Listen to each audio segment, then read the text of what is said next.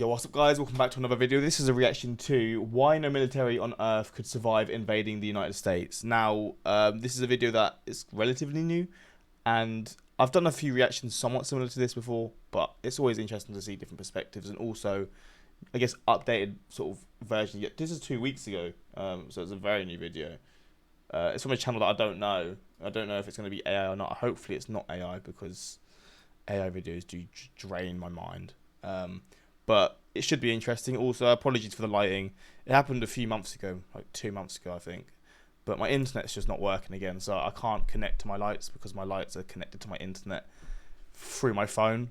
So I can't turn them on. So I'm basically just using light from outside, and I've got my light on as well. So that's the best I can do. So apologies for that. But we're gonna jump into this anyway.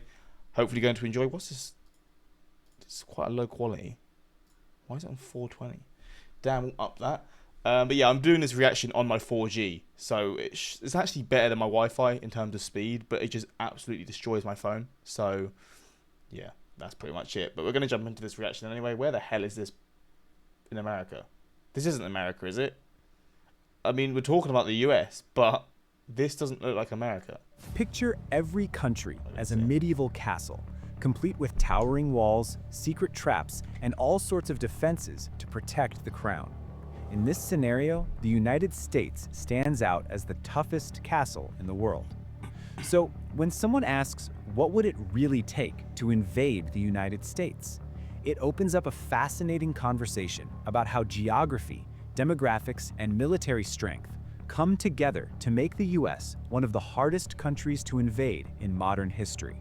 Here we go. But to understand why invading America is so difficult, we need to start with what makes invasions. He says one of. I would say it is the most difficult country to invade. I guess the one thing that you could argue against that is technologies now. Because obviously like missiles and stuff. But that's not really invading a country. That's just bombing countries. But even then the US will have the defense systems to stop that. But like you're comparing it to like the biggest empires. I mean, I guess like the Ottoman empires and all that sort of stuff, they would have been absolutely impossible at their sort of peaks. But I just feel like with the US so far from everything, it just makes it even harder. But yeah, I guess there's many different empires that I've probably forgotten about. Successful in the first place.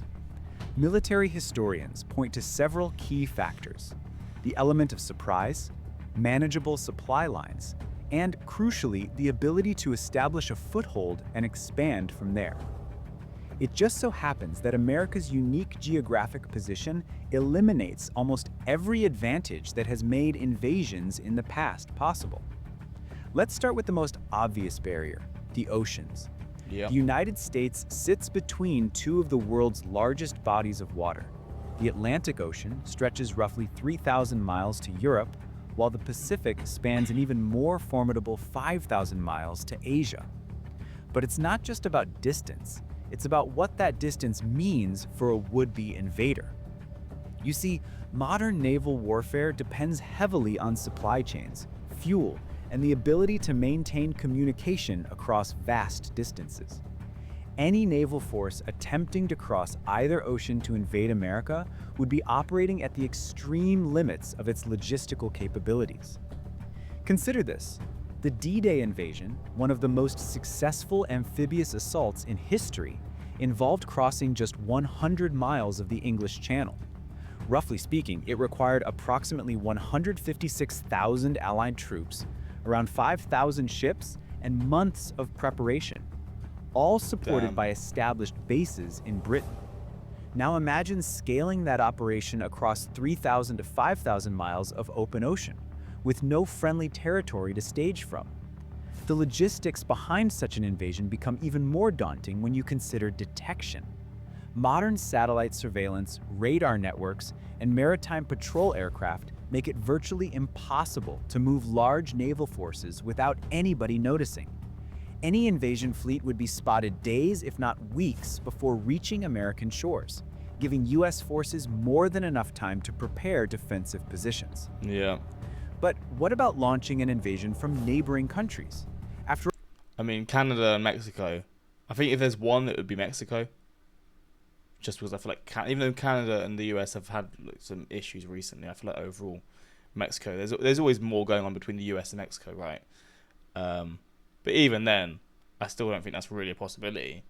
I guess Cuba, that's not really a neighbor. They're not like touching the land, but it's close. Maybe they'll just choose to get involved again. After all, the United States shares borders with Canada and Mexico. Surely that creates vulnerability, right? Unfortunately for any invader, they're deeply integrated into American military and economic systems. There you go. Canada is a NATO member and one of America's closest security partners. Mexico, while not in NATO, has extensive military cooperation agreements with the US and depends heavily on American trade. For any hostile nation to use these countries as invasion routes, they would first need to conquer or coerce them.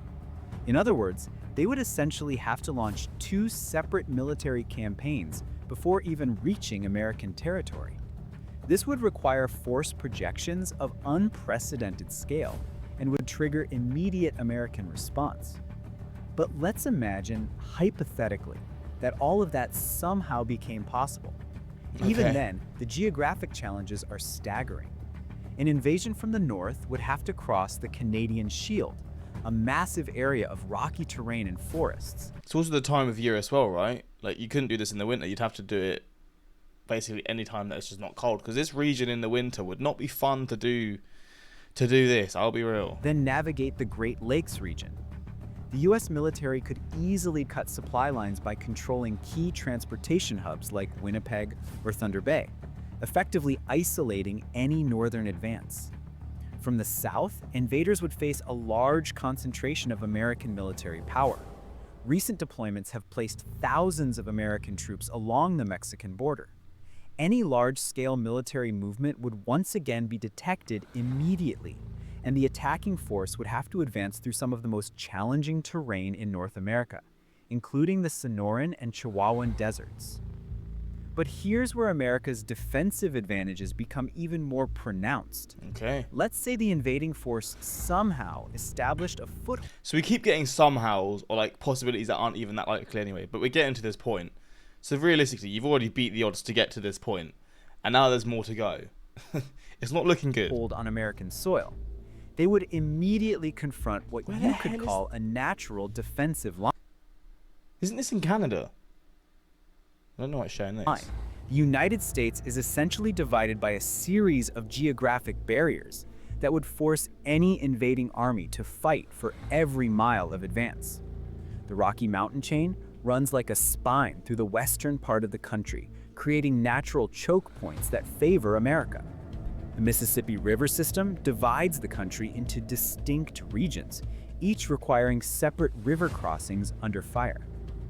Military history shows us how devastating river crossings can be.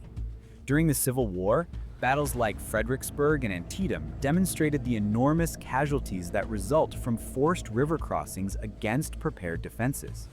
Now imagine attempting such crossings against modern military technology, precision artillery, air support, and guided munitions, all directed by satellite surveillance and real-time intelligence. There is absolutely no shot of sustaining an invasion in this case. But perhaps America's most unique defensive advantage is its civilian population. There you go. Specifically, its relationship with firearms. The United States has the highest rate of civilian... The Falkland Islands is high. That's part of the UK. Or the British Empire or whatever. So we'll claim that. Why? It's such a small island. Is it because... I guess it's to do with the invasions before. Or like the Argentina-British War. It's probably to do with that. But even then, it's only half the US. It's not even close. gun ownership in the world, with 120.5 firearms for every 100 civilians. To put that into perspective, Switzerland only has 27.58 firearms for every 100 civilians. That's more than I would have thought for a place like Switzerland. That's fascinating. I guess it's all like hunting stuff. But I wouldn't have thought Switzerland has that many people owning guns. I mean, to me, that sounds like a lot, but maybe for Europe standards, that's not actually that insane. There's definitely like a bit like the laws in Europe are still strict, but a lot laxer than the UK. Like the UK, you can't own anything. This creates a scenario that military planners would probably call a strategic nightmare. It's one thing to defeat a conventional army. It's different to occupy a territory where a significant portion of the civilian population is armed and more than likely hostile. History provides sobering examples of what this looks like. The Soviets in Afghanistan, the Americans in Iraq, and various other occupations throughout the 20th century demonstrate that even the world's most powerful militaries struggle against determined civilian resistance. About 72% of American gun owners cite protection as their primary reason for ownership. Protection, 72%. The thing is, so is it like protection against guns? So you're protecting yourself with a gun from guns? Or is it protection from things like this? Like a military coup? Or obviously it's people on your property and stuff like that, right? So the major reason is for 72% for protection. And then 32% is hunting, which makes sense. For sport shooting is 30%. What is sport shooting? Is that like when you shoot... what's it called? Not pigeons. I guess it could be pigeons. The disc thing. What's that called? The clay discs. That's a very British thing to do. I feel like the royal families like 100 years ago or something, as part of a gun collection. Fair enough, for their job. So I guess that's like police and stuff, right? I think gun collection is the most interesting one, to be honest, because I'm someone who likes collecting things, and it's just fascinating because obviously some people have such an intrigue in that. But say it's part of a gun collection. Will it be in like in a cabinet where you can't use it, or could you still use it if you wanted to? I guess you could still use them, but it's probably just a bit harder to get to, because if it's for a collection, you probably maintain it well, and you have it sort of set up on a wall. Yeah, this is an interesting little graph to see the reasons that people have them, but by far the most is for protection. Suggesting a population already mentally prepared for defensive scenarios. Then there's the simple matter of scale. The United States covers approximately 3.7 million square miles, making it the third largest country in the world by land area. It is larger than Australia, which has an area of about 2.9 million square miles. The US is more than twice the size of the European Union, which covers around 1.7 million square miles. Additionally, the US is roughly comparable in size to the entire continent of Europe, which has an area of about 3.9 million square miles. The distances involved are shocking from a military perspective. The distance from Washington, D.C. to Los Angeles is about 2,700 miles. In order to sustain any kind of invasion on America, the occupying force would need to maintain supply lines across these vast distances, while facing constant harassment from both organized military resistance and civilian populations. Modern military thinking focuses on quick and decisive actions, because long campaigns can get really expensive and hard to manage. Given the vast size of the United States, pulling off a rapid takeover is pretty much impossible, and keeping troops in place for a long time would cost a fortune. I think also, this has probably been mentioned briefly, but when it comes to like pride for your country, I feel like Americans are definitely up there for people who have like the most pride in their country, right? So with that, you're not going to just allow, again, getting to this point in the first place of being invaded, we've already basically established that's not really ever going to happen because of these just circumstances that make it impossible. But say that did happen, the civilian population will just not allow that, like, and they'll have the power to not allow it as well, because they don't, like, they obviously love their country to a point where it's like, yeah, you don't do this here, and also they've got the facilities to stop that to a point. It's not like you've got bombs and stuff, but you've got guns and stuff to prevent it. Again, probably won't even get to that point, but it is just fascinating that, like, I don't know, other countries where maybe the sort of national pride isn't there as much probably wouldn't even be able to withstand it, let alone having the facilities or resources to do so. But yeah, I mean, realistically, this is like the last stage, and getting to this stage would just not really be a possibility anyway.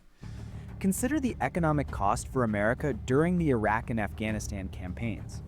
Both campaigns involved far smaller territories and populations, but still cost the United States trillions of dollars over 2 decades. The scale required to occupy a territory the size of America would dwarf these figures by orders of magnitude. Of course, there's one last factor: nuclear weapons.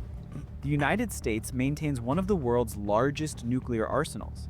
and American nuclear doctrine makes it clear that existential threats to the homeland would likely trigger nuclear response. This creates what is also known as mutually assured destruction. Any conventional invasion We're all large done. enough to threaten American territory would likely escalate to nuclear conflict long before achieving its objectives. This reality fundamentally changes the calculus for any potential adversary that is thinking about invading America. So, to return to our original question, what would it really take to invade the United States? The answer to that question reveals why no serious military strategist considers a conventional invasion of America a viable option.